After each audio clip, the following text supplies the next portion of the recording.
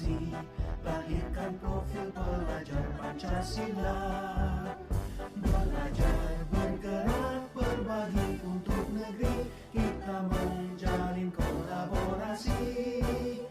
Belajar, bergerak, berbagi untuk negeri, demi bakti pada Ibu Pertiwi.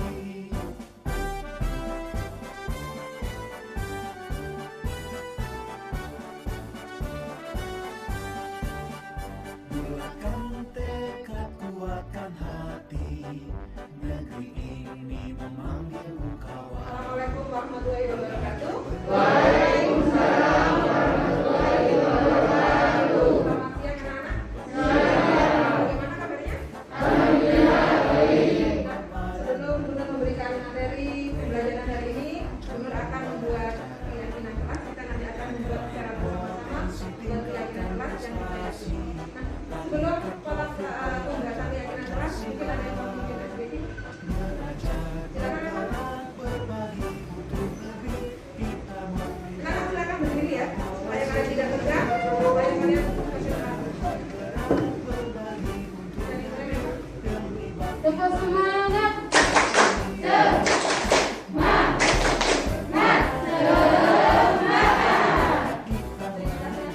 Silakan duduk kembali anak-anak.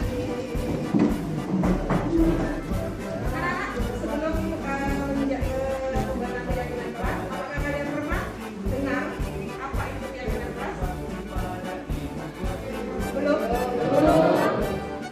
Melakukan pembuatan keyakinan kelas? Mungkin kalian pernah dengar kata-kata apa itu keyakinan kelas? Ya, apa keyakinan kelas? Bisa? Sesuatu yang harus dipatuhi dengan Sesuatu yang harus dipatuhi kelas. Mungkin ada lagi? Ya, kalian? Mentaati peraturan kelas. Mentaati peraturan kelas. Nah, dari jawaban kalian berdua sudah benar ya. Jadi di mana keyakinan kelas itu sendiri adalah sesuatu yang diyakini bersama yang berasal dari penyatuan pemikiran untuk menjadi nilai-nilai kebaikan untuk diturunkan di kelas. Itu adalah yang keyakinan kelas. Setelah kalian membuat keyakinan kelas, itu nanti memiliki tujuan. Apa sih tujuan keyakinan kelas itu? Baik, yang mana? agar kita bersihkan, keadaan, bahagia, solidaritas, kebahagiaan. Mungkin ada yang lain? Selain menciptakan kerukunan, keyakinan ya? Tegas? Untuk meningkatkan kedisiplinan kelas. Ya, untuk meningkatkan kedisiplinan kelas. Ini adalah salah satu contoh tujuan dari pembuatan keyakinan kelas. Ini benar akan menampilkan tujuan-tujuan keyakinan kelas apa saja. Yang pertama adalah menumbuhkan budaya positif dengan kesepakatan. Yang kedua, bukan peserta didik untuk melakukan kebiasaan positif di kelas ataupun di sekolah. Yang ketiga adalah menumbuhkan sikap tanggung jawab pada diri peserta didik atas pemilihan aspirasi idenya melalui kesepakatan kelas. Yang keempat, menumbuhkan rasa melalui menghargai diri sendiri dan orang lain. Kalian sudah mengerti apa itu sebenarnya dengan keyakinan kelas. Sekarang Nur akan membuat bersama kalian nanti bersama-sama membuat keyakinan kelas. Jadi kalian tidak ada paksaan sama sekali ya. Kalian melakukan ide kalian sendiri dengan catatan nanti kalau membuat keyakinan sudah tahu anak cara membuat keyakinan kelas. Nah, nanti keyakinan kelas nanti yang kalian buat itu adalah harus menggunakan, bukan diharuskan ya, menggunakan kalimat positif. Ini tidak boleh menggunakan kalimat negatif. Kayak apa sih kalimat positif? Kalimat positif tidak boleh ada kata tidak, dilarang ya, tidak boleh itu kalimat positif. Kemudian, nah apabila kalian memiliki ide tidak boleh membuang sampah sembarangan. Jadi seharusnya keyakinan kelas yang kalian tulis apa? Buang sampah pada tempat sembarangan.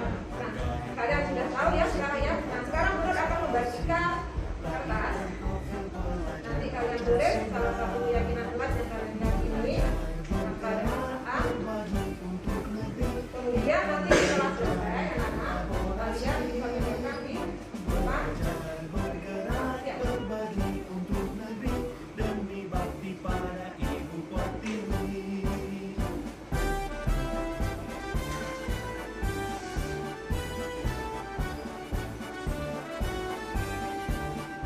Bulatkan tekad Jika kalian sudah dapat kertasnya, boleh ditulis ya. belajar bergerak berbagi untuk negeri, guru penggerak majukan pendidikan, guru penggerak menghamba pada murid, kreatif rancang pembelajaran, hargai potensi tingkatkan prestasi, lahirkan profil pelajar Pancasila, belajar bergerak berbagi untuk negeri, kita menjalin kolaborasi, belajar bergerak berbagi untuk negeri demi bakti pada Ibu Pertiwi, belajar bergerak berbagi untuk Silakan anak-anak kalian tulis salah satu keyakinan kelas yang kalian yakini menggunakan kalimat kata-kata yang positif ya. Ya, boleh. demi bakti pada Ibu Pertiwi.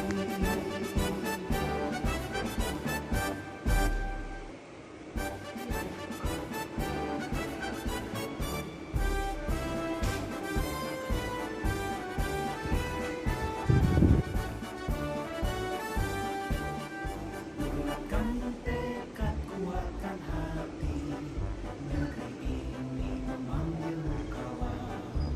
Belajar bergerak berbagi untuk negeri, guru penggerak majukan pendidikan, menghamba pada murid, kreatif rancang pembelajaran, hargai potensi tingkatkan prestasi, lahirkan profil pelajar Pancasila, belajar bergerak berbagi untuk negeri, kita menjalin kolaborasi, belajar bergerak berbagi untuk negeri demi bakti pada Ibu Pertiwi.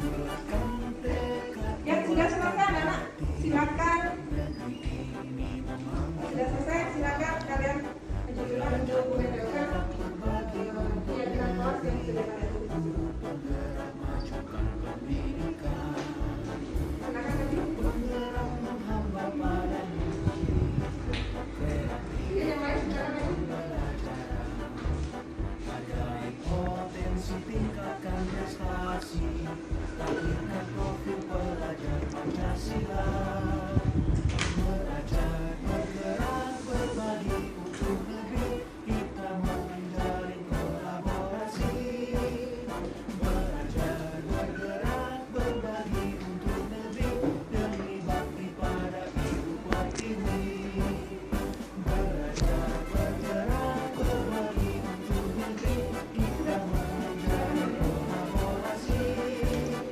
belajar bergerak berbagi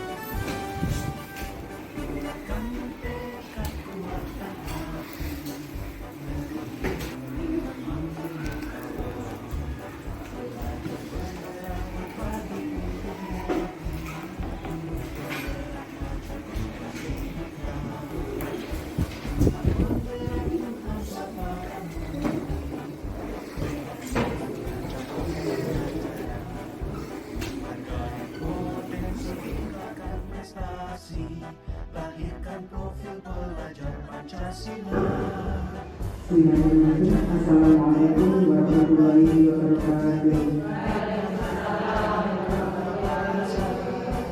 Saya ucapkan terima kasih kepada hadirin di acara diseminasi maupun saat tempat budaya positif untuk CPP angkatan ke-7 pada kali ini yang akan disampaikan oleh Ibu Nur Rohmania. Mudah-mudahan nanti apa yang kita dapatkan dari Ibu Rohmania itu bisa bermanfaat bagi kita. Untuk yang pertama, marilah kita dengarkan dulu sambutan dari Kepala SMK Desa Kediri Menjelaskan kepada Terima kasih Bu. Bismillahirrahmanirrahim. Yang saya hormati rekan-rekan guru semuanya yang hadir di ruangan ini. Assalamualaikum warahmatullahi wabarakatuh. Alhamdulillah, alhamdulillah, alhamdulillah, alhamdulillah. Memang saat ini yang selalu harus kita patut syukuri harus yaitu kenikmatan Allah yang tidak henti-hentinya hingga pada siang hari ini masih disertakan bersama mengikuti kegiatan diseminasi salah satu teman kita guru penggerak yang terdiri dari siswa kita ada 2 guru penggerak. Salah satunya adalah beliau yaitu Ibu Nur Rohmania. Tentu saja banyak harapan yang kita inginkan dengan terlaksanaannya kegiatan ini, yaitu walaupun kita tidak bisa mengikuti kegiatan guru penggerak secara langsung atau khidmatnya, minimal kita akan tahu apa saja sih yang diperoleh oleh teman kita yang saat ini insya Allah diseminasi yang berkaitan dengan disiplin positif.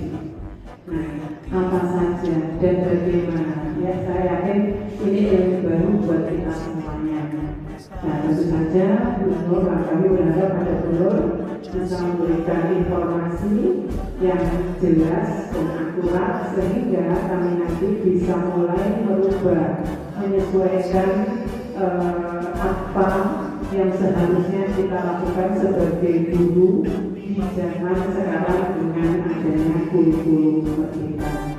Itu saja dari saya. Yang terakhir, mari kita ikuti kegiatan ini dengan baik. Semoga apa yang disampaikan oleh teman kita nanti benar-benar bisa kita resapi dan insya Allah akan kita laksanakan dengan baik. Terima kasih. Assalamualaikum warahmatullahi wabarakatuh.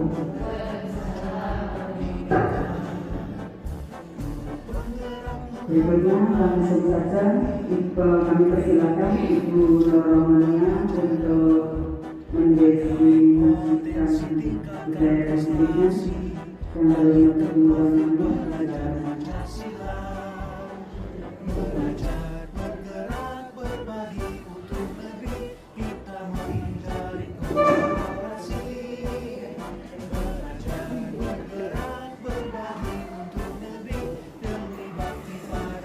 Assalamualaikum warahmatullahi wabarakatuh.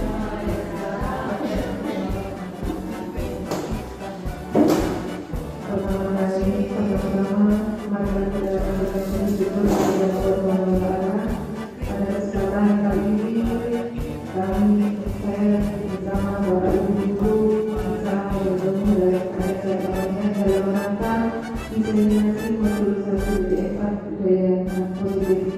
Tak lupa saya ucapkan terima kasih kepada Ibu Kepala Sekolah yang memberikan kesempatan saya pada hari ini dan juga kepada Bapak Ibu yang meluangkan waktunya untuk hadir dalam acara diseminasi modul sertifikat budaya positif. Saya berdiri di sini bukan karena merasa hebat, karena saya ingin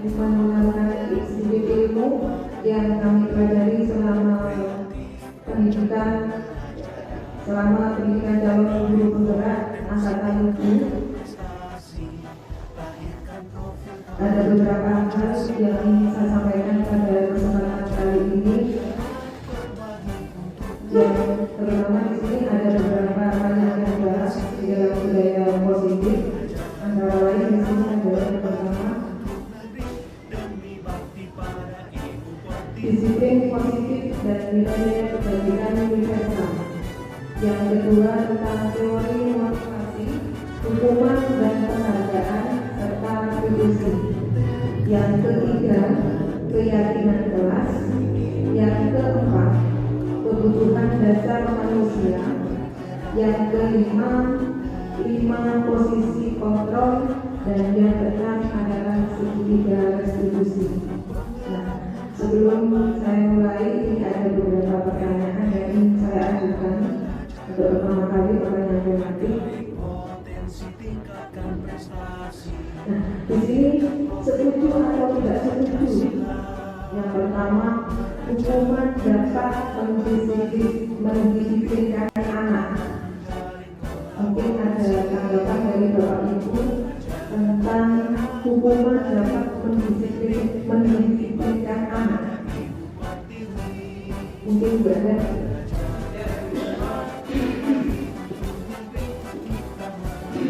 Tidak perlu, karena mendisiplinkan anak tidak harus dengan memberikan hukuman. Terima kasih. Terima kasih atas tanggapannya. Bunda menyampaikan tanggapan bahwa hukuman tidak setuju dengan hukuman dapat mendisiplinkan anak. Mungkin ada yang lain? Ya, mungkin. Terima kasih Bu. Mungkin kalimatnya mungkin bukan hukuman ya. Saya memberikan sedikit pendapat. Mungkin kalimatnya bukan hukuman, melainkan mendisiplinkan anak seperti itu. Jadi agar anak-anak itu paham akan kesalahannya apa, terus mendisiplinkannya itu bukan sebagai daerah, melainkan untuk lebih anak-anak itu lebih ke arah positif aja agar berubah tidak mengulangi kesalahan. Mungkin seperti itu saya. Terima kasih. Terima kasih Bu Novi atas tanggapannya. Mungkin ada yang lain? Tidak ada Bapak Ibu. Saya lanjutkan yang pertanyaan yang kedua. Pemberian hukuman dengan hal positif seperti membaca atau membersihkan halaman sekolah dapat meningkatkan disiplin anak. Mungkin lihat. Terima kasih untuk pemberian hukuman dengan yang positif membaca atau membersihkan halaman sekolah. Ini bisa menjadikan edukasi kepada anak, artinya bisa membelajarkan bagaimana anak-anak bisa mendisiplinkan dimulai dari dirinya sendiri. Sehingga hukuman di sini akan menjadi sebagai sebuah alat kedisiplinan dan memberikan kesan bukan sebuah hukuman tapi pembelajaran yang berarti. Dan selain itu juga akan mengajarkan lebih mendalam kepada anak-anak bagaimana disiplin itu yang sesungguhnya. Terima kasih. Terima kasih juga atas tanggapannya. Mungkin ada yang lain mau menambahkan? Tidak cukup. Kemudian kita lanjutkan ke pertanyaan ketiga. Memberi penghargaan dapat meningkatkan motivasi belajar anak. Terima kasih. Menurut saya, memberi penghargaan kepada anak dengan tujuan meningkatkan motivasi belajar itu saya tidak setuju. Mengapa? Karena nanti anak-anak akan terbiasa dengan penghargaan yang kita berikan. Kalau seandainya tidak kita beri penghargaan, maka anak itu nanti motivasi belajarnya akan menurun. Terima kasih Bu Dada atas tanggapannya. Jadi beberapa Bapak Ibu guru yang mengatakan setuju atau tidak setuju atas hukum dapat mendisiplinkan anak, karena di mana hukuman itu nanti akan membuat tidak membuat efek jerah, jadi akan melakukan pelanggaran selanjutnya. Kemudian untuk yang pemberian hukuman dengan cara positif seperti membaca atau membersihkan halaman sekolah dapat meningkatkan disiplin anak. Jadi dari Bu Ira menyampaikan bahwa dengan adanya pemberian hukuman seperti ini, memberikan seperti apa kesan dari dalam diri anak itu sendiri bilang ya, jadi dari motivasi seorang siswa. Yang ketiga dari Ibu Retno, memberi penghargaan dapat meningkatkan motivasi belajar anak. Jadi nanti anak-anak bisa ketergantungan Bu Retno ya. Jadi kalau misalkan ada seorang siswa mendapatkan nilai 100, otomatis di situ nanti akan selanjutnya nanti akan meminta penghargaan entah itu berupa materi ataupun berupa hal yang lain. Mungkin itu saja jawabannya. Mungkin selanjutnya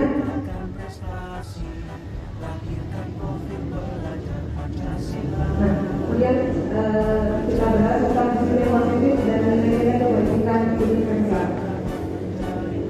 Nah, di sini sebelum kita membahas budaya positif, saya akan menjelaskan perubahan paradigma.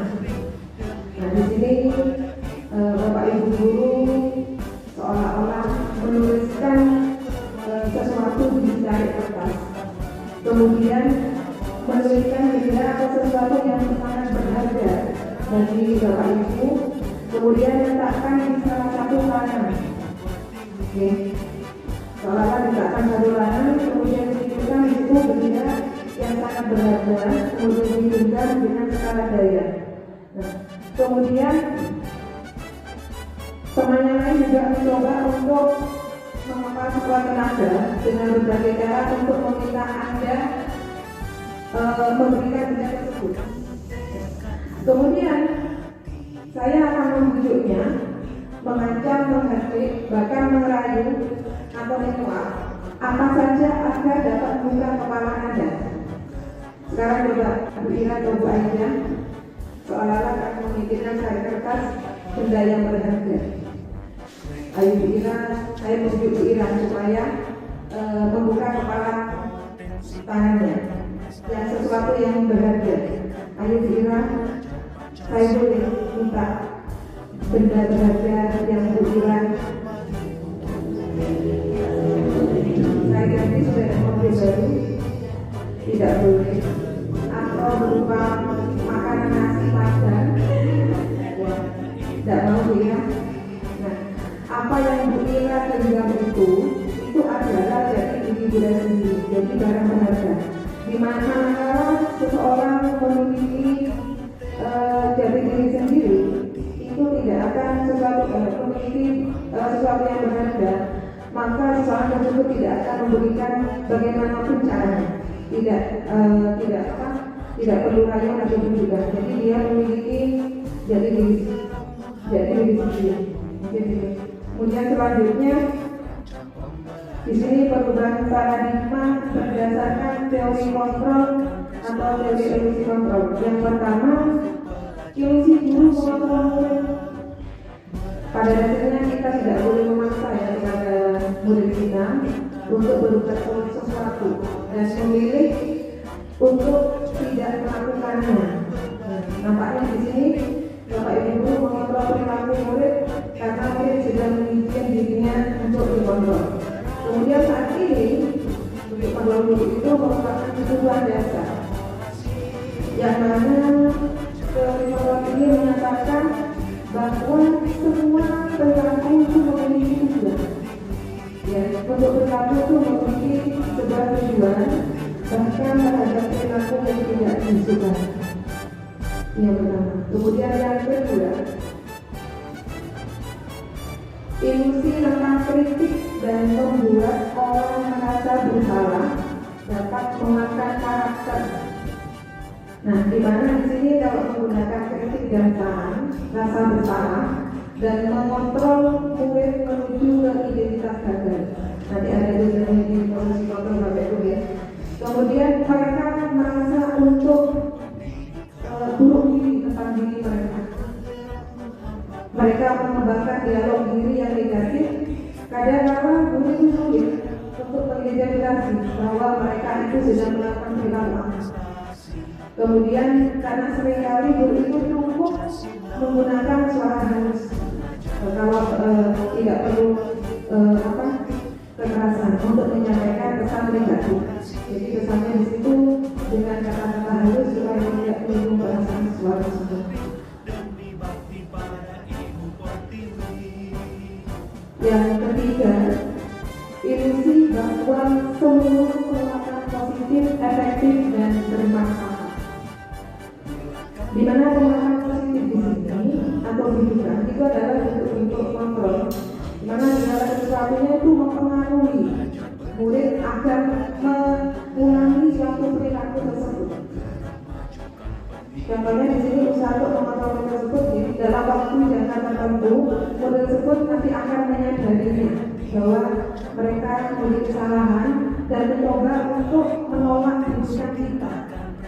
So, bisa jadi guru bisa menjadi tergantung pada pendapat guru untuk berusaha.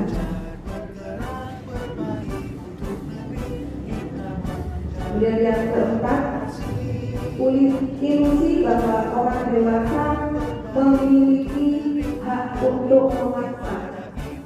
Jadi kebanyakan banyak orang dewasa itu percaya bahwa mereka memiliki tanggung jawab untuk membuat murid-murid untuk berbuat hal-hal yang baru. Kemudian apapun yang dilakukan itu dapat diterima selama ada kemajuan berdasarkan pengukuran kinerja, dan pada saat itu pula orang dewasa menyadari bahwa perilaku memaksa tidak akan efektif untuk jangka waktu yang panjang dan sebuah hubungan permusuhan akan terbentuk. Nah, ini jadi perubahan paradigma stimulus respon berdasarkan teori kontrol. Ini siapa yang sesungguhnya yang memiliki kontrol? Nah, ini yang stimulus respon ini. Kita mencoba mengubah orang agar berpandangan sama dengan kita. Kemudian sama teori kontrol diubah menjadi kita berusaha memahami pandangan orang lain tentang dunia. Nah, dari sebelumnya yang kedua, perilaku buruk dilihat sebagai kesalahan. Jadi sama teori kontrol diubah menjadi semua perilaku memiliki tujuan. Kemudian orang lain bisa mengontrol daya. Menurut teori kontrol, hanya Anda yang ingin mengontrol diri Anda. Jadi kontrol diri itu ada pada motivasi diri sendiri. Kemudian saya bisa mengontrol orang lain.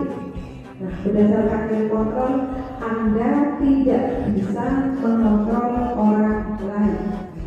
Jadi orang lain tidak bisa dikontrol oleh diri kita sendiri, melainkan orang tersebut yang akan mengontrol dirinya sendiri.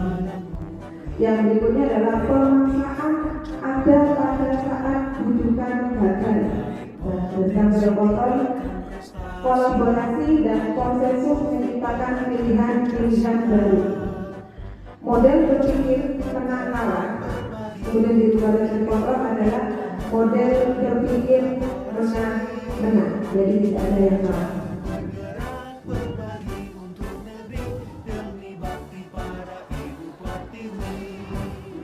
Nah, sebelum tidak berdisiplin, mungkin Bapak Ibu sering memahami makna disiplin ini.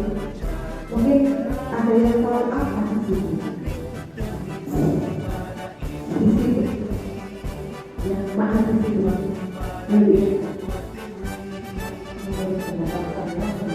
Disiplin itu adalah konsep dan taat terhadap peraturan yang diperintahkan. Terima kasih atas jawabannya. Terkait atas peraturan yang akan dilakukan. Itu mungkin ada pendapat lain tentang disiplin? Tidak ada ya. Saya lanjutkan. Nah, disiplin di sini artinya adalah belajar. Belajar disiplin diri itu membuat orang lain menggali potensi menuju sebuah tujuan apa yang dia hargai. Kemudian tata disiplin itu berubah menjadi sesuatu yang dilakukan seseorang kepada orang lain untuk mendapatkan kepatuhan. Kecenderungan umum di sini disiplin menghubungkan dengan ketidaknyamanan, bukan dengan apa yang kita hargai atau pencapaian suatu tujuan yang mulia. Itu pengertian disiplin. Saya rasa untuk disiplin di sekolah kita sudah dilaksanakan, terutama budaya disiplin positif, terutamanya tentang pemakaian seragam yang kita sesuai dengan aturan sekolah. Kemudian lagi siswa sudah datang sekolah tepat waktu. Kemudian nilai positif yang lainnya, siswa juga melaksanakan pelaksanaan kebiasaan, contohnya pembicaraan sholat duha yang dilaksanakan sebelum pembelajaran dan pembacaan surat-surat pendek. Selain itu juga siswa ada sholat berjamaah waktu zuhur dan sholat sunnah. Itu mungkin budaya disiplin atau budaya positif yang kita lakukan di sekolah kita. Kemudian di sini ada nilai-nilai kebajikan universal. Nah, di sini nilai-nilai kebajikan itu adalah sifat-sifat positif manusia merupakan tujuan mulia yang ingin dicapai. Jadi di setiap perilaku perbuatan manusia itu memiliki tujuan.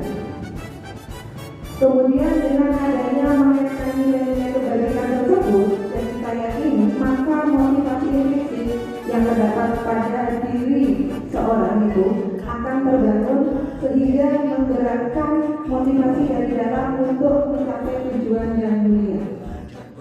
Itu berdasarkan Diana Hussein tahun 1998. Nah, dengan adanya nilai-nilai kebajikan di sini yang ingin dicapai oleh setiap anak Indonesia, terutamanya kita kenal dengan profil pelajar Pancasila. Sudah tahu itu sih? Yang pertama adalah beriman, bertakwa kepada Tuhan yang Maha Esa dan berakhlak mulia. Yang kedua adalah mandiri, dan ketiga bernalar kritis. Yang keempat berkebinekaan global. Yang kelima bergotong royong, dan yang keenam adalah kreatif.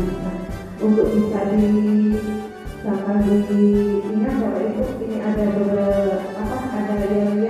tentang dimensi profil pelajar Pancasila. Monggo Bapak Ibu bisa berdiri, kita praktekkan bersama-sama.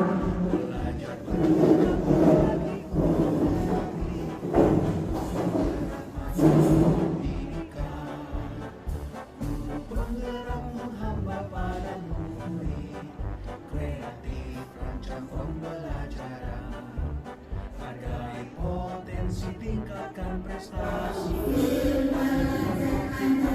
Bisa dilihat sendiri. Belajar berbagi untuk lebih, kita menjalin kolaborasi.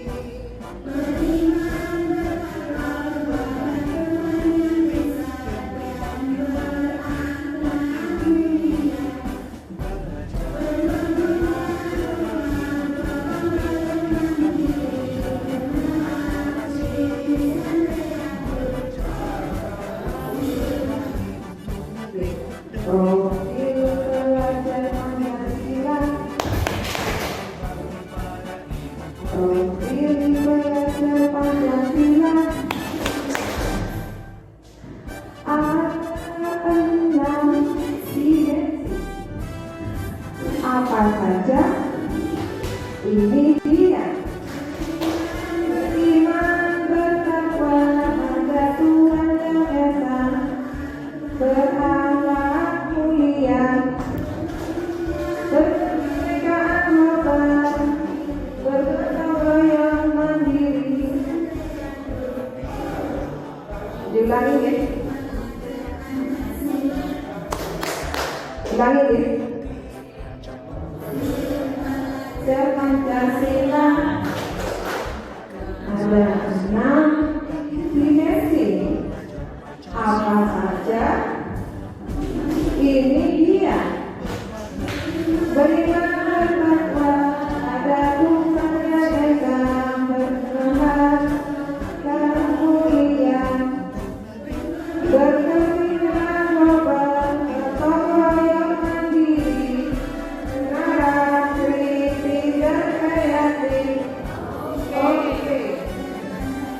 ya.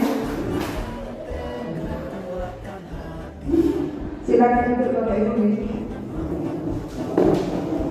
Nah, setelah kita mengenai dimensi profil pelajaran kita, di sini ada berikutnya tentang teori motivasi hukuman dan penghargaan dan restitusi. Nah, di sini berdasarkan teori motivasi perilaku manusia itu motivasi dibagi menjadi dua ya. Yang pertama adalah motivasi eksternal, di mana motivasi itu berasal dari luar diri kita sendiri. Contohnya untuk menghindari ketidaknyamanan kehidupan. Apa yang akan terjadi apabila saya tidak melakukannya? Itu termasuk motivasi eksternal. Yang juga untuk mendapatkan imbalan dari orang lain atau institusi. Apa yang akan saya dapatkan apabila saya melakukannya? Jadi tidak berasal dari diri sendiri, berasal dari luar. Kemudian yang untuk motivasi internal, ini nanti memiliki tujuan di mana akan membentuk disiplin positif. Jadi di sini untuk menghargai diri sendiri. Saya akan menjadi orang seperti apa bila saya melakukannya. Itu. Jadi motivasi dari diri sendiri atau motivasi internal di mana nanti akan menuju ke disiplin positif.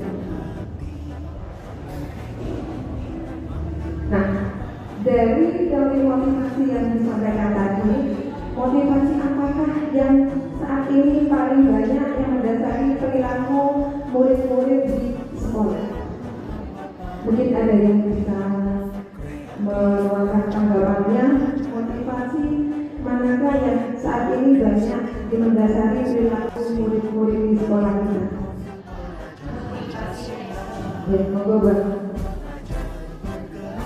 Kalau menurut saya, anak-anak itu karena adanya motivasi eksternal. Jadi anak-anak selalu mendapatkan dorongan dari orang lain. Kalau di sekolah adalah dorongan dari kita sebagai guru. Karena kalau anak-anak itu misalnya kita dengar, kita memang tidak memotivasi, biasanya anak-anak itu sudah mulai berbuat yang agak nyeleneh dan lupa dengan apa yang sudah pernah diterapkan pada dirinya. Itu menurut saya. Terima kasih Bu Amin selaku guru BK yang mungkin sering menangani siswanya. Jadi di sekolah kita motivasi yang sangat mendasar adalah motivasi eksternal. Jadi bukan motivasi yang berasal dari luar, bukan dari dirinya sendiri. Kemudian berikutnya, nah di sini menurut Ki Hajar Dewantara istilah merdeka. Kalau merdeka pada ibu apa artinya merdeka? Menurut Bapak Ibu, bebas. Nah di sini menurut Ki Hajar Dewantara, merdeka itu artinya tidak hanya terlepas dari perintah, akan tetapi juga cacat buat pemerintah sendiri.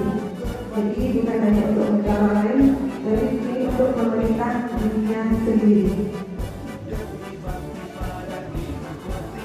Nah kemudian ini adalah bentuk-bentuk apresiasi pengakuan yang perlu diingat. Yang pertama adalah beri pengakuan secara khusus. Jadi kepada siswa di situ siswa memberikan pengakuan secara khusus tentang dirinya sendiri dan kemudian secara pribadi yang mengungkapkan tentang dirinya sendiri dan pengakuan kepada murid itu secara bergantian. Dan juga memberikan pengakuan kepada siswa itu secara konsisten dan juga berfokus pada proses. Jadi di sini kita lihat prosesnya bukan dari hasilnya. Nah ini adalah contoh kalimat pembuka bagian kebajikan di mana situasi di situ akan juga berpengaruh pada nilai kebajikan yang akan dilakukan oleh siswa. Kemudian itu situasinya pembukanya, jawabannya kemarin saya perhatikan. Kemudian nilai kebajikannya adalah rasa empatimu besar sekali. Jadi dilihat dari situasi pada saat menolong murid baru di kelas kita. Jadi untuk nilai kebajikannya di situ bisa contoh-contohnya adalah rasa empatimu besar sekali. Kemudian yang kedua, saya Jadi untuk nilai kebajikannya itu adalah kepedulianmu. Kemudian situasi pada saat kamu bantu teman-temanmu di tugas kelompok, itu adalah contoh pengakuan apresiasi kebajikan. Kemudian yang berikutnya adalah terima kasih untuk. Nah, nilai kebajikannya di sini ini adalah rasa tanggung jawabmu. Kemudian situasinya pada saat kamu memungut kertas-kertas yang berserakan di pelajaran.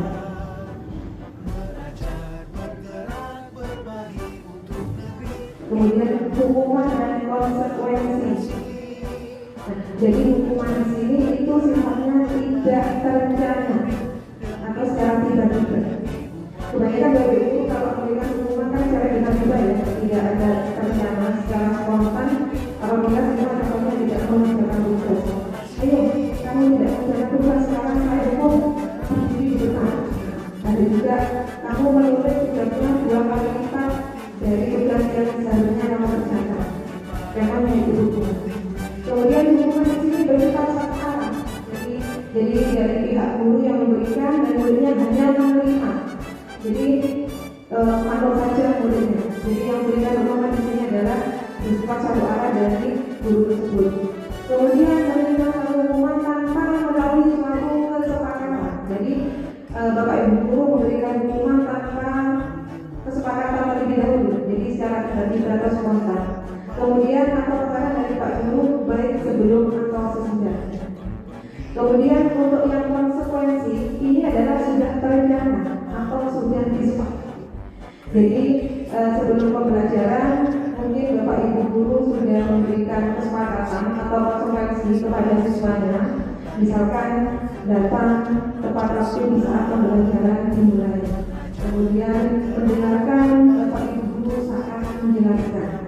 Kemudian mengerjakan tugas atau PR dengan tepat waktu dengan sebagainya. Jadi di sini adalah kesepakatan yang sudah dibahas oleh Bapak Ibu guru bersama murid-murid, di mana di situ bentuknya adalah berupa konsekuensi yang sebelumnya sudah diketahui oleh murid kita, diterima apabila melanggar konsekuensi tersebut. Di situ nanti akan menerima suatu pelanggaran. Mungkin Bapak Ibu sudah membuat konsekuensi terhadap kelas yang Bapak Ibu mampu sudah ya. Jadi siswa tersebut sudah tahu konsekuensi apabila melanggar konsekuensi tersebut. Nah, di sini ada salah satu contoh tindakan guru. Yang pertama, mencatat 100 kali di dalam buku kalimat, saya tidak akan terlambat lagi karena terlambat ke sekolah. Menurut Bapak Ibu di sini apakah masuk hukuman atau konsekuensi? Boleh? Ini hukuman ya. Itu kan anak-anak yang melanggar aturan disuruh mencatat, disuruh menulis kalimat itu kan saya tidak akan terlambat lagi. Sebenarnya harus sedikit. Jadi bagi saya itu hukuman. Terima kasih Bu Eka atas tanggapannya ya. Untuk yang nomor 1 mencatat 100 kali itu termasuk hukuman karena ada nyambung ya. Terlambat disuruh mencatat 100 kali dalam buku kalimat. Mungkin ada yang lain Bapak Ibu? Bu Monika mungkin tidak ada. Bu Wati sudah itu ya hukuman ya. Yang kedua, lari memilih lapangan basket 2 kali karena terlambat hasil di sekolah, termasuk hukuman atau konsekuensi.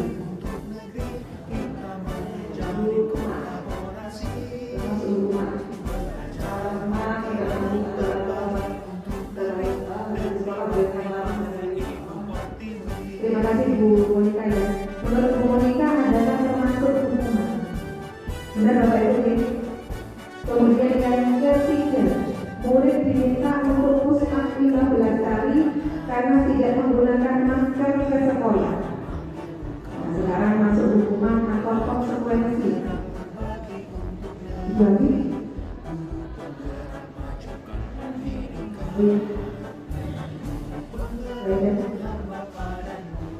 mungkin kalau pertanyaan yang ketiga, murid diminta untuk push up 15 kali karena tidak menggunakan masker pada saat di sekolah. Mungkin kalau ini menurut saya konsekuensi, karena sebelumnya sudah disepakati kan, kalau tidak memakai masker maka konsekuensinya ada ketentuannya seperti itu, sesuai dengan aturan yang berlaku. Menurut saya itu konsekuensi untuk.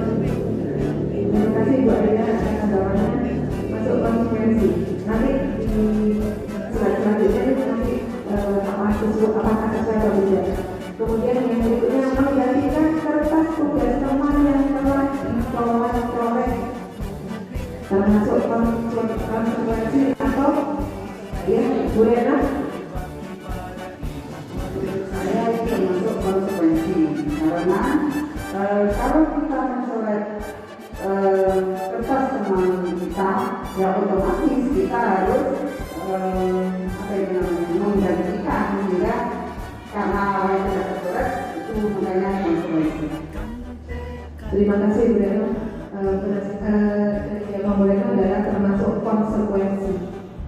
Berikutnya, membersihkan tumpahan air di meja karena tersenggol pada saat belajar, termasuk hukuman atau konsekuensi.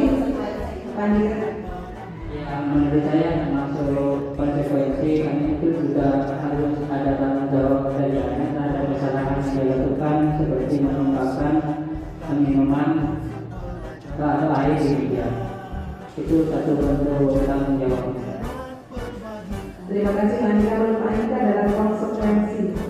Berikutnya, murid disuruh untuk mengenakan sepatu harian di sekolah karena tidak mengenakan sepatu hitam. Hukuman atau konsekuensi. Murid disuruh untuk mengenakan sepatu harian di sekolah karena tidak mengenakan sepatu hitam. Termasuk Bunuhi atau Bunuhi jawab yang paling ada di sini.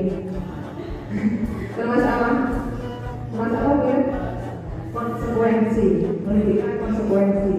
Nah, ini cocok dengan Bunuhi. Lari mengelilingi lapangan basket 2 kali karena terlambat 10 menit untuk pelajaran PJOK. Kalau menurut saya ini konsekuensi, karena apa? Sebelumnya sudah ada kesepakatan dengan anak, jadi ada seperti yang tadi Pak Andika sampaikan, tanggung jawab. Jadi dia terlambat, konsekuensinya lari lapangan basket banyak 2 kali. Terima kasih Bu Novi ya. Menurut Bu Novi ini adalah konsekuensi, ya, konsekuensi. Nah, bukan coba untuk berikutnya apakah tadi yang pertama hukuman ya, yang kedua hukuman, yang ketiga konsekuensi, yang keempat konsekuensi, yang kelima konsekuensi, yang keenam konsekuensi, yang terakhir konsekuensi. Nah, kita sekarang berdasarkan jawabannya. Nah, yang pertama adalah termasuk hukuman, yang kedua hukuman, yang ketiga hukuman, yang keempat konsekuensi. Ya, jadi untuk tadi murid diminta terpusat 15 kali karena tidak menggunakan masker di sekolah, itu termasuk hukuman. Ya, karena mungkin dengan memberitahu kepada siswa untuk tidak melakukan perbuatan yang salah, mungkin seperti itu ya, itu termasuk hukuman. Jadi itu termasuk hukuman fisik. Kemudian membersihkan tumpahan air di meja tulis karena tersenggol pada saat belajar, itu termasuk konsekuensi. Jadi kita tadi mengatakan murid disuruh untuk tidak mengenakan sepatu harian di sekolah karena tidak menggunakan sepatu hitam, itu termasuk apa? Konsekuensinya di sini termasuk hukuman. Jadi siswa di situ karena tidak menggunakan sepatu hitam, maka tidak boleh untuk menggunakan sepatu lain, itu termasuk hukuman.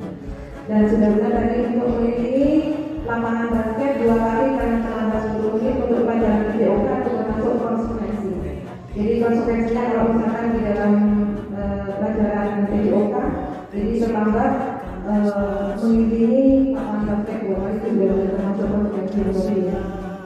Kemudian dilanjutkan sekarang. Nah, di sini ada perbedaan antara hukuman dan konsekuensi. Nah, tadi sudah dikatakan hukuman itu kan secara tiba-tiba dan tidak terencana. Maka di situ akan sesuatu hal yang menyakitkan yang harus terjadi pada siswa tersebut. Kalau misalnya kita melakukan hukuman, otomatis mungkin rasa sakitnya siswa itu misalkan karena dimarahin mungkin mangkal itu mungkin. Kemudian sedangkan konsekuensi itu adalah sesuatu yang harus terjadi karena dia melanggar, dia harus menerima konsekuensinya. Kemudian membuat anak, nah membuat anak fisik misalkan lari lapangan, itu konsekuensi karena pelajaran PJOK bukan jadi nyambung karena dia terlambat pada jadwal pelajaran PJOK, maka konsekuensinya nyambung mengelilingi lapangan basket. Nah, fisik maupun nanti untuk jangka waktu lama. Contohnya, kamu tidak jalan tugas, berdiri di depan, kakinya diangkat 1.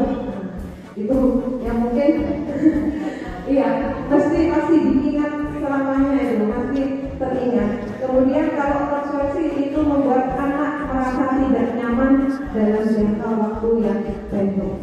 Nah, kemudian hukuman dapat membuat anak memiliki kedisiplinan. Saya diatur-atur, guru pakai ini lah, guru pakai ini lah. Nah, baju harus sesuai misalnya, sepatu harus hitam. Jadi anak-anak itu kalau misalkan mendapat hukuman dari bapak ibu guru mungkin dan bisa ada rasa benci ya. Kemudian dengan adanya konsekuensi, anak itu akan menghargai disiplin. Jadi disiplin yang kita buat atau yang kita buat itu nanti siswa akan lebih menghargai apa yang kita sepakati. Kemudian hukuman berupa paksaan, jadi dipaksa harus. Sedangkan untuk yang konsekuensi itu adalah berupa stimulus atau rangsangan atau tanggapan. Kemudian hukuman itu juga mendorong anak menyakiti diri sendiri. Itu iso salah sih, bukan tidak salah. Itu artinya menyakiti dirinya sendiri. Nah, sedangkan konsekuensi di sini mampu mendorong anak agar mudah menyesuaikan dirinya sendiri. Jadi nanti kalau siswa tersebut melanggar konsekuensi, jadi anak itu menyadari dan menyesuaikan dirinya sendiri untuk tidak melanggar konsekuensi yang telah dibuatnya. Kemudian konsep diri yang buruk, sedangkan beberapa adalah konsep diri yang baik. Nah, sekarang hukuman ini anak belajar untuk menyembunyikan kepakaran di saling waktu. Kenapa orang itu diberikan? Tidak ada salah orang. Pasti anak menyembunyikan kesalahannya sendiri, padahal dia bersalah. Kenapa? Karena ada rasa malu. Nah, itu kemudian itu ada merasa marah, rasa bersalah, dipermalukan, merasa dia tidak dihargai. Kemudian dengan adanya konsekuensi di situ, anak belajar untuk mematuhi peraturan. Jadi dengan adanya konsekuensi supaya siswa tersebut tidak melanggar, maka murid tersebut mematuhi peraturan yang sudah disepakati. Sehingga kalau misalkan selanjutnya kita akan membahas restitusi. Apakah sudah pernah mendengar Bapak Ibu restitusi? Belum pernah? Ya, sudah ada yang belumnya. Restitusi sendiri adalah proses menciptakan kondisi bagi murid untuk memperbaiki kesalahan pada dirinya sendiri, kemudian bisa kembali ke kelompok mereka dengan karakter yang lebih kuat. Itu adalah restitusi. Nah, berikut adalah beberapa ciri-ciri restitusi. Yang pertama adalah bukan untuk menebus kesalahan, tapi untuk belajar dari kesalahan. Yang kedua adalah untuk memperbaiki hubungan. Jadi restitusi itu bersifat tawaran tapi bukan paksaan. Yang keempat, menuntut untuk melihat ke dalam dirinya sendiri. Yang kelima, mencari kebutuhan. Nanti akan dijelaskan kebutuhan dasar manusia yang untuk mendasari tindakannya. Kemudian yang keenam adalah cara yang paling baik ketimbang hukuman atau konsekuensi. Kemudian yang ketujuh adalah fokus pada karakter, jadi membentuk karakter yang positif, bukan tindakan. Yang kedelapan adalah fokus untuk mencari solusi dari pemecahan masalah tersebut. Kemudian yang kesembilan adalah mengembalikan murid yang berbuat salah pada kelompoknya. Nah, kemudian kita akan membahas keyakinan kelas. Menurut Bapak Ibu guru, apakah perlu dibuat keyakinan kelas? Perlu ya. Nah, sama dengan kesepakatan kelas. Jadi kita tidak hanya untuk peraturan kelas, kita akan membahas keyakinan kelas atau kesepakatan kelas yang kita sepakati. Nah, di sini mengapa tidak peraturan saja? Mengapa harus keyakinan kelas? Di sini salah satu ada beberapa contoh. Mengapa kita memiliki peraturan harus menggunakan helm jika mengendarai kendaraan roda 2?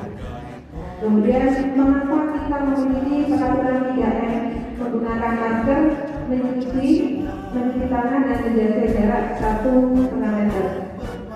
Kemudian mengapa kita memiliki peraturan harus datang pada waktu pada saat mengikuti pelatihan?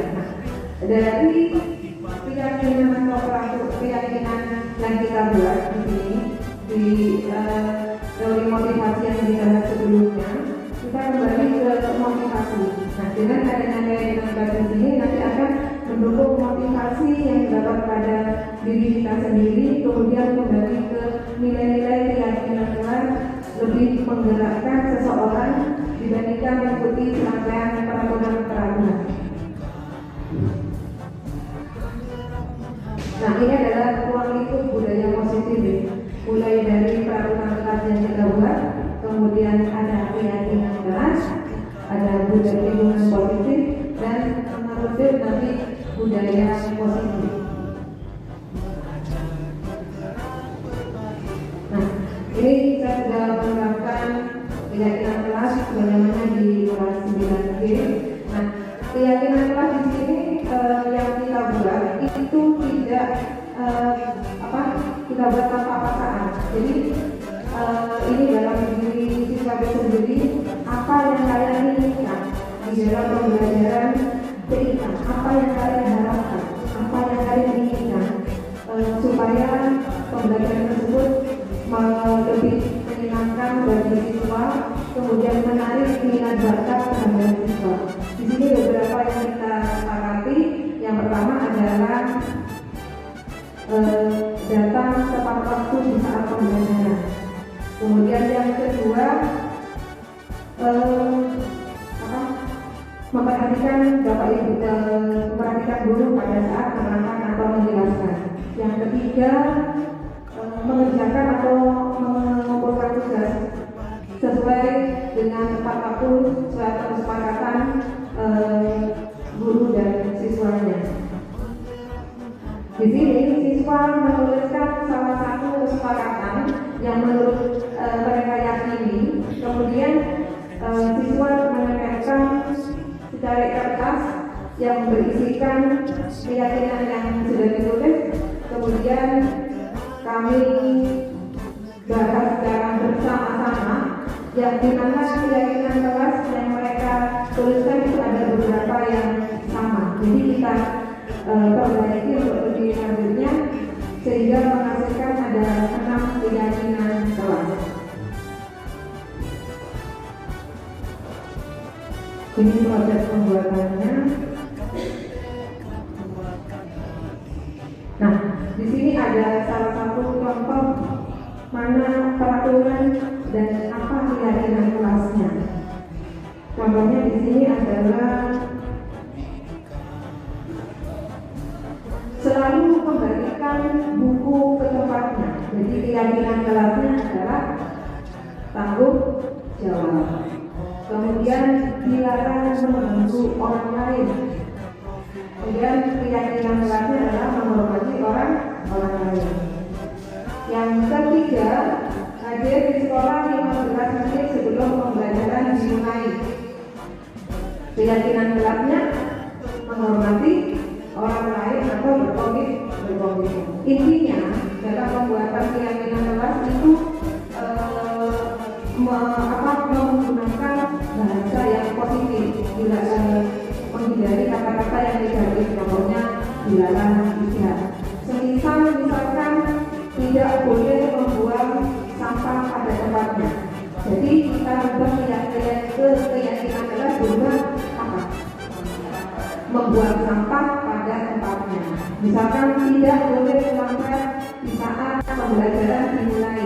Jadi keyakinan kelasnya berubah hadir tepat waktu, seperti itu. Di sini kita mengacu ke kebutuhan dasar manusia. Kebutuhan dasar manusia di sini ada 5. Nah, kebutuhan dasar ini adalah seluruh tindakan manusia yang memiliki tujuan tertentu, di mana apa yang kita lakukan adalah usaha yang terbaik untuk apa yang kita inginkan.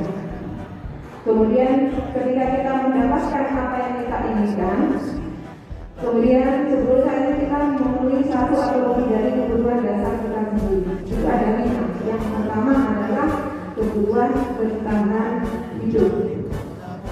Kebutuhan bertahan hidup di sini ini adalah bersifat biologis. Contohnya kebutuhan kesehatan, rumah, kemudian makanan. Itu adalah salah satu contoh kebutuhan bertahan hidup. Yang kedua itu adalah kebutuhan kasih sayang dan rasa diterima.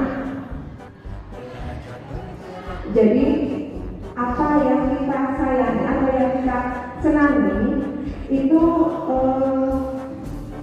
biasanya lebih diterima di lingkungannya. Jadi mereka merasa akrab kepada orang tuanya, contohnya murid dengan gurunya.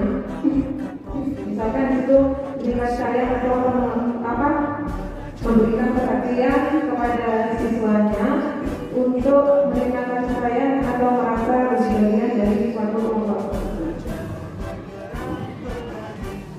Yang ketiga adalah kemampuan atas kemampuannya. Nah, di sini berhubungan dengan kekuatan untuk mencapai sesuatu yang menjadi kompeten, menjadi terampil, kemudian bisa membuat perbedaan di mana anak-anak memiliki kebutuhan dasar, akan penguasaan tinggi yang biasanya selalu ingin menjadi pemimpin. Kemudian suka mengamati sebelum mencoba hal yang baru dan merasa kecewa apabila melakukan kesalahan. Mereka juga biasanya selalu ingin mencapai yang terbaik. Kemudian kebutuhan akan pilihan, jadi bebas untuk memilih. Jadi kebutuhan di sini adalah kebutuhan untuk bebas. Jadi siswa memiliki kemandirian untuk memiliki pilihan dan mampu untuk mengendalikan hidup mereka. Kemudian anak-anak memiliki kebutuhan yang kebutuhan kebebasan yang tinggi untuk memiliki pilihan, sehingga mereka perlu bergerak dan suka untuk mencoba-coba dan tidak terpengaruh dengan orang lain dan senang mencoba untuk hal yang menarik. Kemudian kebutuhan rasa senang. Nah, di sini para siswa memiliki kebutuhan untuk merasa senang, contohnya dalam mencari kesenangan bermain dan tertawa. Nah, anak-anak dengan kebutuhan dasar kesenangan di sini biasanya menikmati apa yang dia lakukan.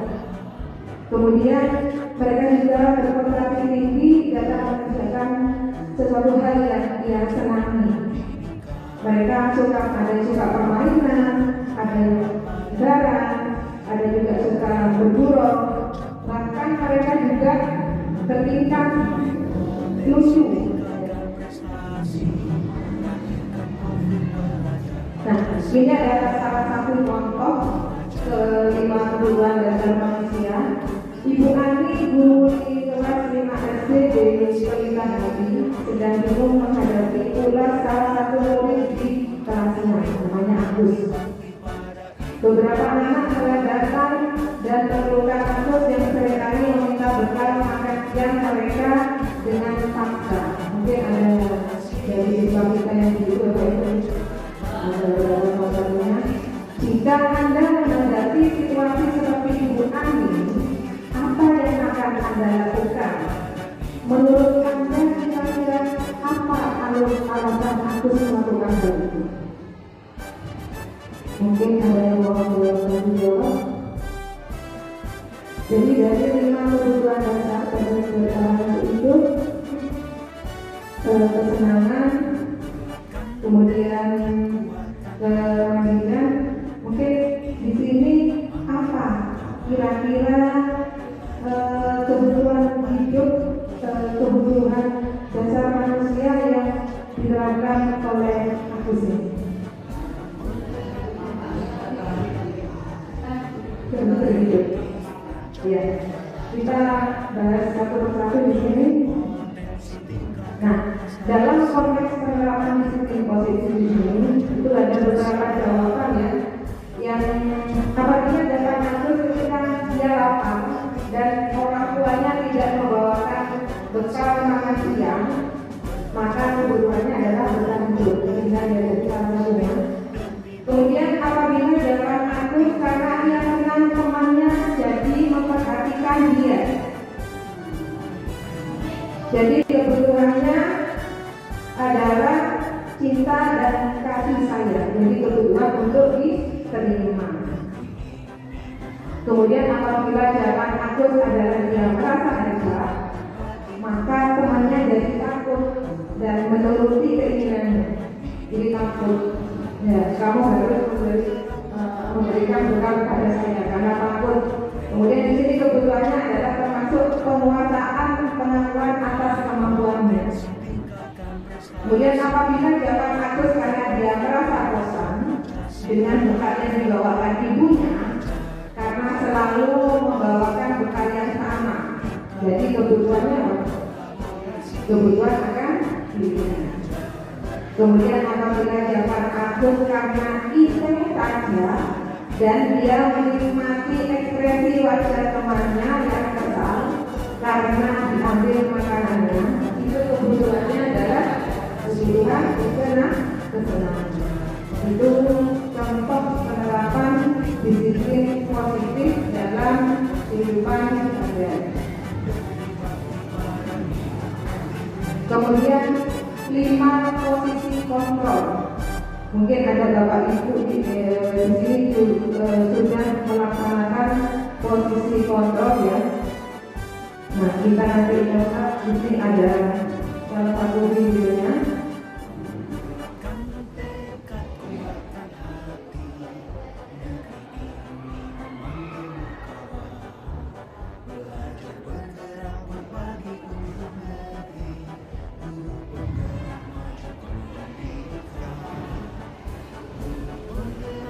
Nah, ini ada 5 posisi kontrol. Yang pertama adalah penghukum. Nah, di salah satu di sini posisi kontrol yang Bapak Ibu lakukan posisi apa? Ada posisi penghukum, pembuka rasa bersalah, ada teman, ada pemantau, ada manajer. Kalau penghukum biasanya guru itu berkata kamu tidak melakukan awas, kayaknya memberikan hukuman yang mengancam ya. Ya, kemudian kalau sebagai pembuat rasa bersalah, kamu harus tahu seharusnya kesalahanmu itu apa. Kemudian kalau merasa sebagai teman, ayolah lakukan demi itu. Kamu tidak kasihan ke orang tua, kamu tidak kasihan kepada itu sebagai teman. Nah, kemudian untuk yang memantau, ini biasanya kamu tahu peraturannya seperti apa. Jadi siswa tersebut dipantau semakin lakunya mulai dari pemantauan untuk tingkat selanjutnya. Kemudian untuk yang manajer ini kebanyakan yang masih kurang dilakukan. Karena apa? Karena kalau manajer di sini sangat ideal ya. Menurut kami sangat ideal untuk manajer. Ini contohnya apa yang kita yakini, apa yang harus kamu lakukan. Kemudian apa yang kamu harus lakukan untuk memperbaiki kesalahan ini. Itu adalah manajer. Mungkin dari beberapa kalimat yang disampaikan di sini, Bapak Ibu guru mungkin pernah melakukan posisi kontrol yang mana? Pemantau. Kita pemantau. Bu Aida apa? Sebagai teman. Bu Ida pernah melaksanakan pemantau sebagai teman. Bu Novi penghukum ya. Nah, untuk kita lebih jelasnya, kita bisa melihat video 5 posisi kontrol yang akan saya tampilkan.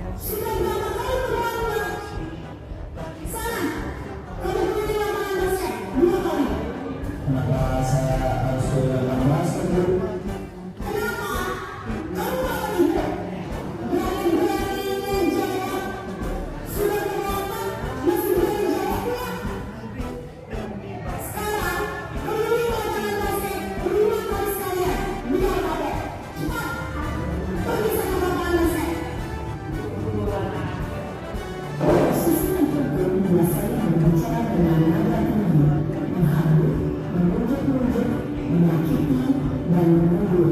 Hukuman bisa berupa fisik maupun psikis. Ibu dan bapak guru hebat, dampak yang terjadi pada murid ketika ibu berada pada posisi tertentu, adalah murid cenderung akan memberontak, bahkan memalunya.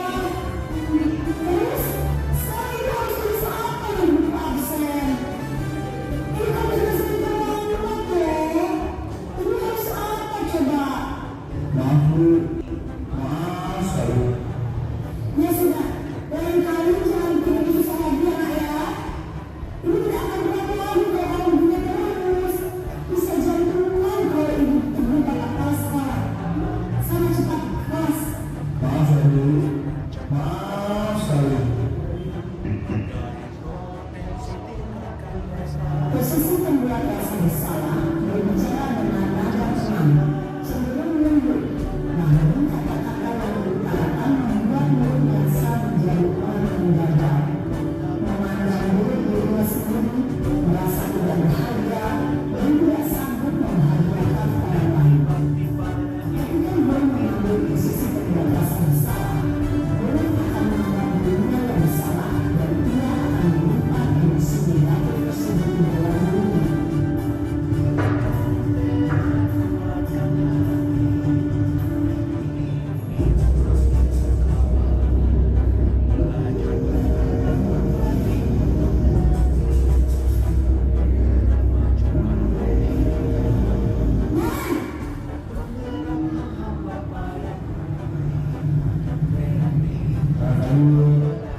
Wah, sudah jam berapa ini, Nak?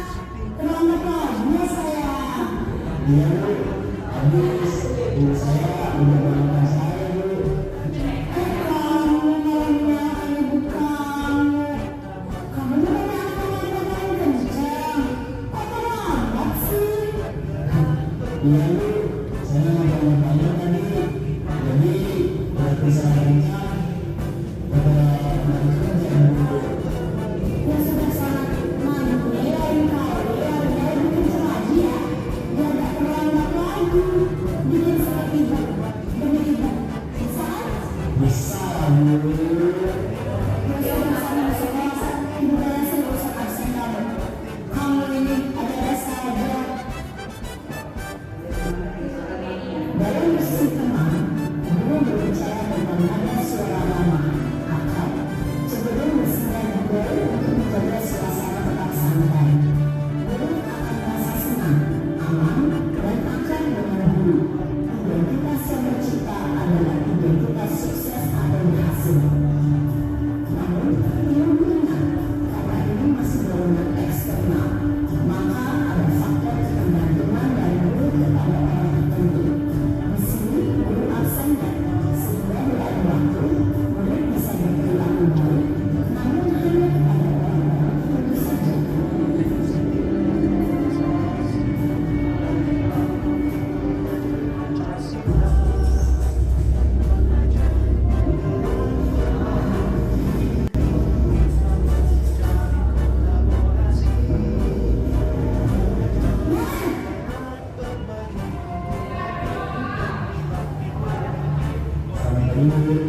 Maren, apa peraturan sekolah kita tentang jam berapa kita harus masuk sekolah? Kita harus di sekolah jam dulu.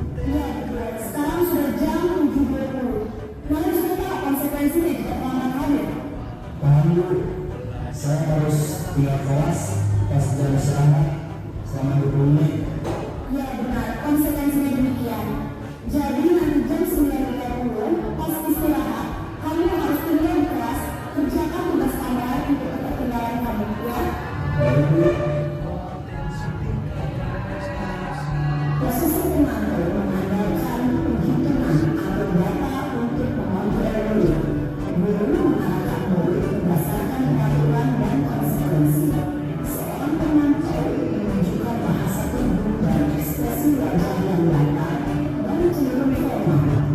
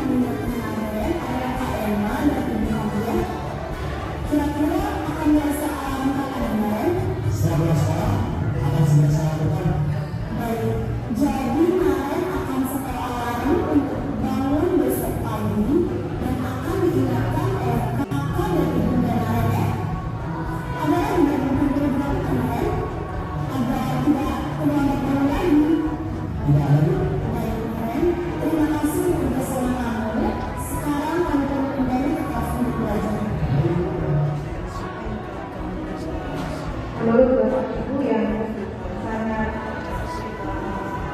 efektif, posisi kontrolnya mana? Manajer. Nah, model itu nanti Bapak Ibu bisa melaksanakan posisi kontrolnya sendiri. Nah, sekarang kita menuju ke segitiga restitusi. Segitiga restitusi ini ada 3 langkah. Yang pertama menanyakan keyakinan, yang kedua menstabilitaskan karakter, dan yang ketiga adalah validasi kebutuhan. Nah, jadi menstabilitaskan kita contohnya guru berkata berbuat salah itu hal yang manusiawi, kemudian tidak ada manusia yang sempurna, dan lagi kita pasti bisa menyelesaikan masalah ini.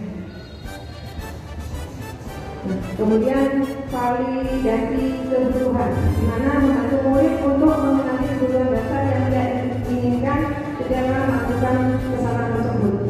Pada dasarnya di sini tujuannya untuk memenuhi kebutuhan dasar, apakah penguasaan, kebebasan, kasih sayang, dan rasa diterima, kesenangan untuk bertahan hidup. Dan di sini contohnya guru berkata, kamu bisa saja melakukan hal yang lebih buruk, tapi kamu tidak melakukannya kan?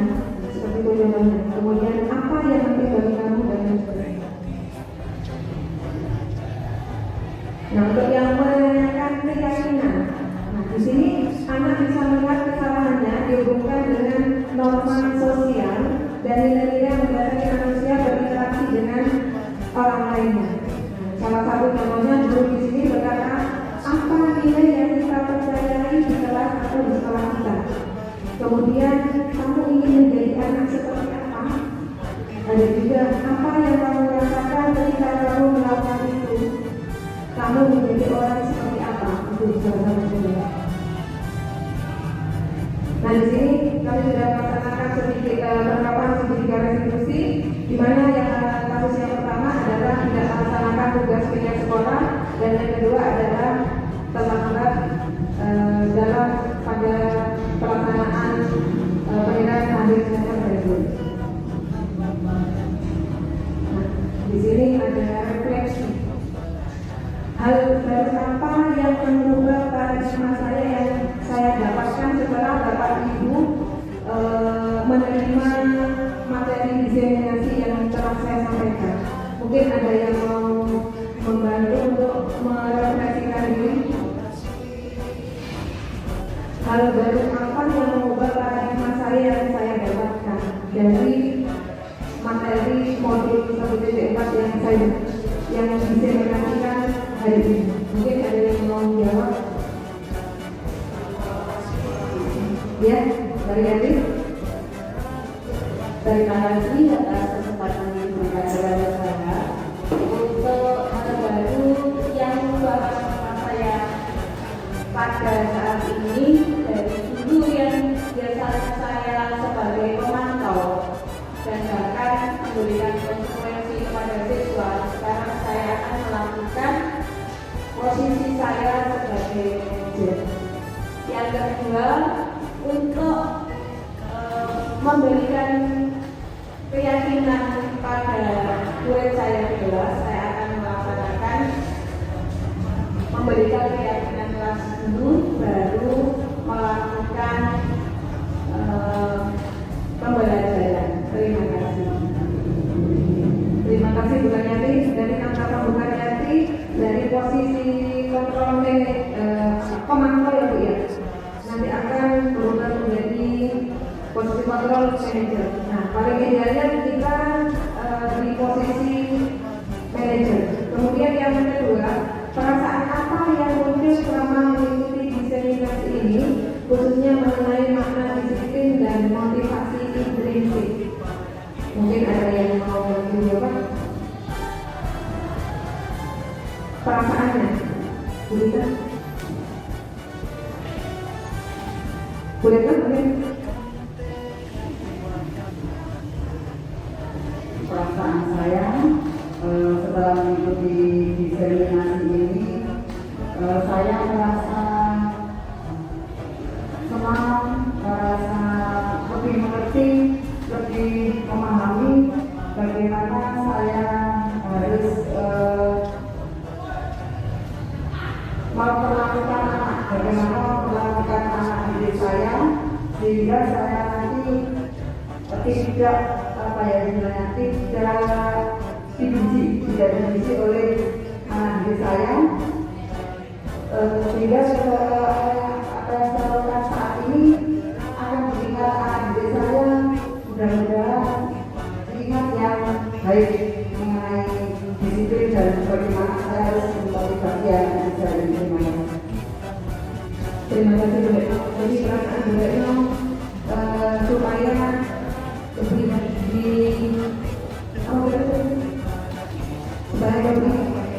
bagaimana memperlakukan anak menjadi disiplin. Terima kasih Bapak Ibu atas perhatiannya. Nah, sudah selesai. Terima kasih Bapak Ibu atas motivasi dan dukungannya. Semoga kita dapat menuntun murid kita menjadi upaya untuk membudayakan disiplin positif yang berasal dari dirinya sendiri, jadi motivasi intrinsik. Sekian dari saya, kurang lebihnya saya mohon maaf. Mudah-mudahan apa yang saya sampaikan ini bermanfaat. Wabillahi taufiq wal hidayah. Assalamualaikum warahmatullahi wabarakatuh. Untuk negeri kita menjalin kolaborasi. Di prosesi di situ adalah diasingkan untuk sementara, jadi untuk hidup ini. Kemudian lanjut. Nah, sekarang kita menginjak ke restitusi. Nah, restitusi